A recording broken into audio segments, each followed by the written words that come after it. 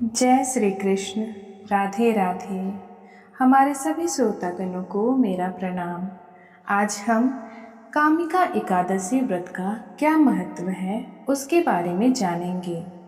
ब्रह्मवर्ती पुराण में युधिष्ठिर महाराज और भगवान श्री कृष्ण के संवाद में कामिका एकादशी के महत्व के बारे में बताया गया है। तो आइए हम सुनते हैं।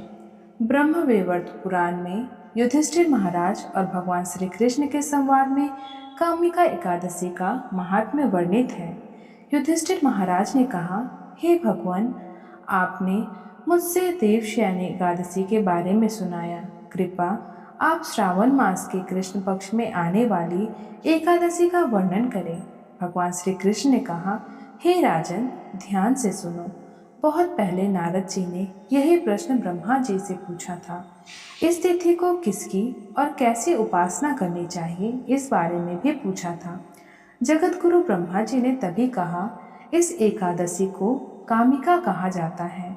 इसके महात्म को श्रवण करने से वज पे यज्ञ करने का फल प्राप्त होता है।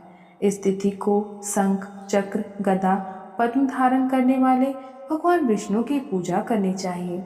इस दिन भगवान विष्णु की उपासना करने से पवित्र तीर्थ स्थान जैसे कि गंगा, काशी, नैमिषारण्य, पुष्कर जैसे पवित्र स्थानों का स्नान करने का पुण्य प्राप्त होता है। सूर्य ग्रहण के समय केदारनाथ अथवा कुरुक्षेत्र में स्नान करने वाले पुण्य से हजारों गुना अधिक पुण्य वाले कामिका एकादशी को विष्णु की पूजा करने से मिलता है।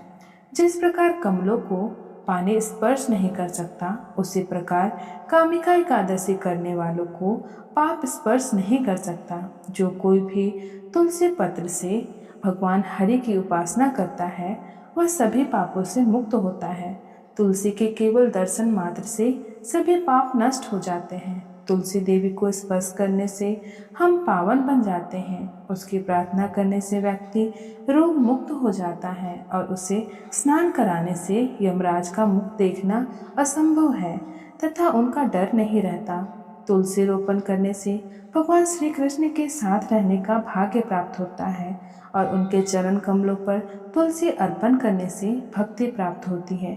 एकादशी के दिन तुलसी महारानी को घी का दीपक और प्रणाम अर्पण करके उनसे प्राप्त होने वाले पुण्य का हिसाब करने के लिए चित्रगुप्त भी असमर्थ हैं। कामिका एकादशी का व्रत करने से भ्रूण हत्या तथा ब्रह्म हत्या जैसे महापातकों से मुक्ति मिलती है। इस महात्म का श्रद्धा से जो भी श्रवण अथवा कथन करेगा उसे वैकुंठ प्राप्ति होती है। राधे राधे। जय श्री कृष्ण।